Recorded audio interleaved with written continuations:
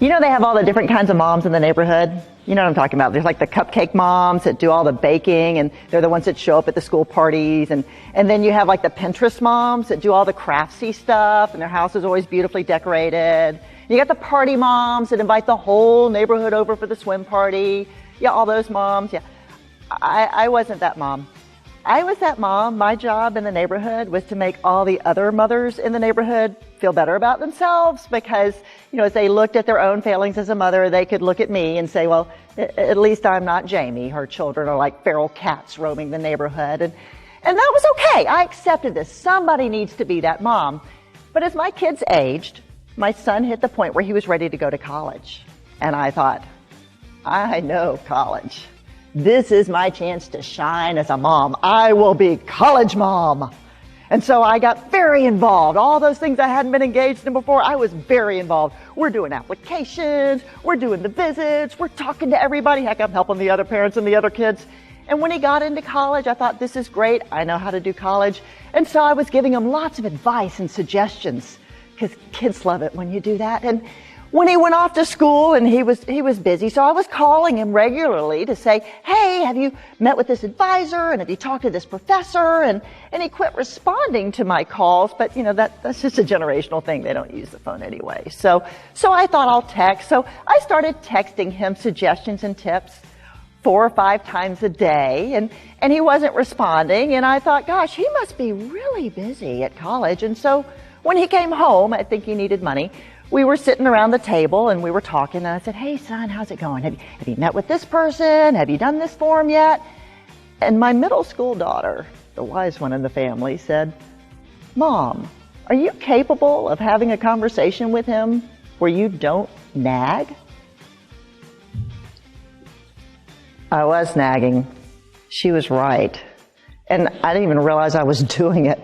I was so focused on being helpful. I was so focused on being that great mom that I'd envisioned.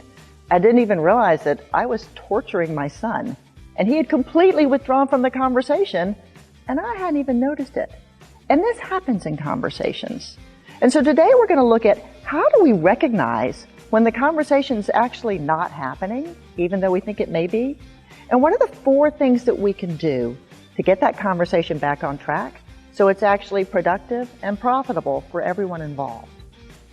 So we looked at some of the research that I pulled together on the attitudes and the thoughts of young people now in the workplace. And it's exciting, right? We're thinking, great, these kids are smart, they're driven, they have lots of initiative, they like to work independently. All of that's what we want. And you're right, it's what you want. But here's how it plays out in reality. I had a young person that I placed with one of my top companies that I work with for an internship for the summer. And so he came in to do his internship, and he started, and they gave him the project for the summer, and they were like, this is going to be great, you're going to learn so much. And he said, yeah, I can't wait. And 2 days later, he came back and said, okay, I did my summer project, now what?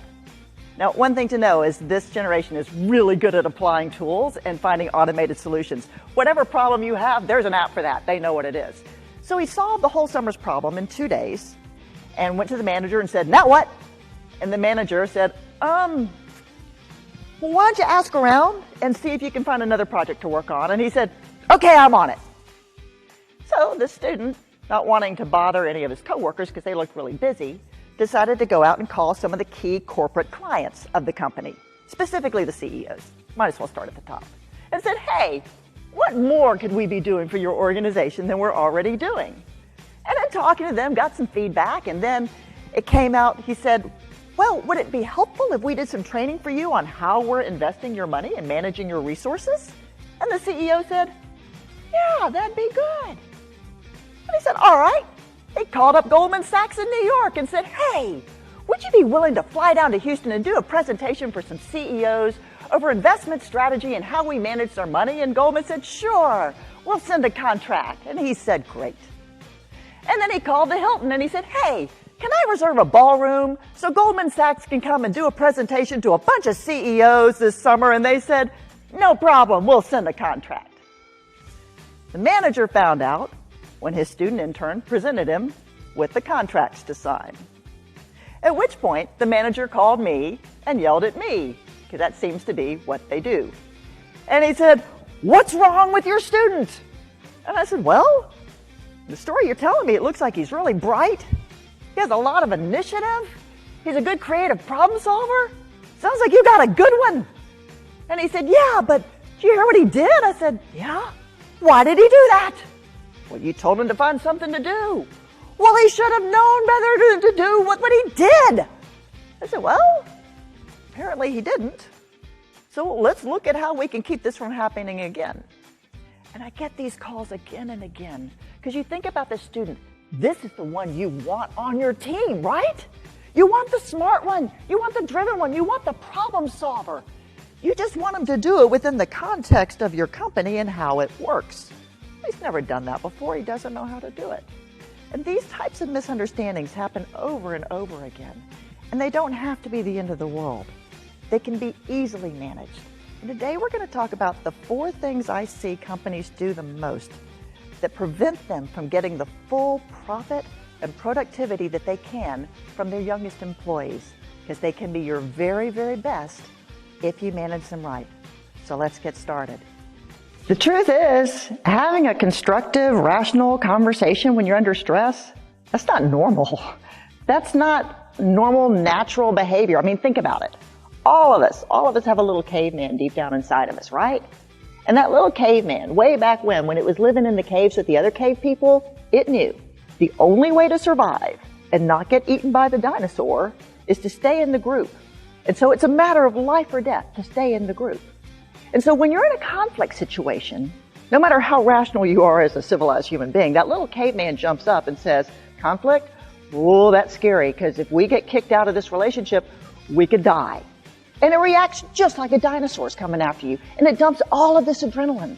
And you may get sweaty, your heart rate may go up, your breathing may get more shallow. You just get nervous. And you think, I can't even function. So you do one of 2 things. You go into fight mode. You get defensive and angry. You're going to go club the dinosaur over the head, because that's what we've been programmed to do. Or you shut down and withdraw. You don't participate at all. You go into flight mode. That same fight or flight that saved our predecessors from the dinosaurs is killing us in conversations. Because think about it, we do it. When it's really important, when it's the most important, we're at our worst. We're much more likely to go defensive or withdraw when it really matters. And so to overcome that takes a serious act of will that can overcome all of our biological programming. It's no different from, you think about it, if somebody puts a giant slice of chocolate cake in front of you with ice cream on it and warm cookies on the side, your inner caveman knows this is good food. It's got sugar and fat and chocolate and everything I need to survive, and we're going to eat all of it. And your civilized brain says, I think I'd rather have kale.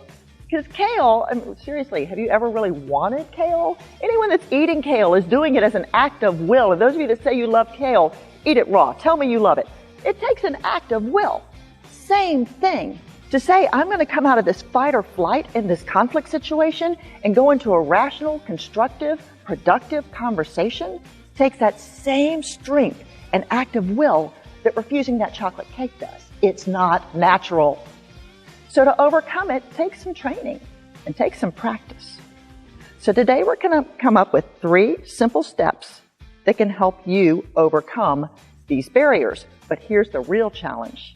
The person you're dealing with, they've got the same caveman. They're in the same fight or flight than you are. And you know the worst part is, you can't make your act of will their act of will. That's actually a form of fight where you're just kind of clubbing them over the head and pulling them out of the cave. You have to make them want to come have a conversation with you. You have to make them want to get past their fight or flight. It's okay though. It can be done. And those same 3 steps that work for you, we'll show you how to use them with other people so that they want to come to the conversation. And instead of being fight or flight, we can all be constructive, productive, and profitable in our conversations.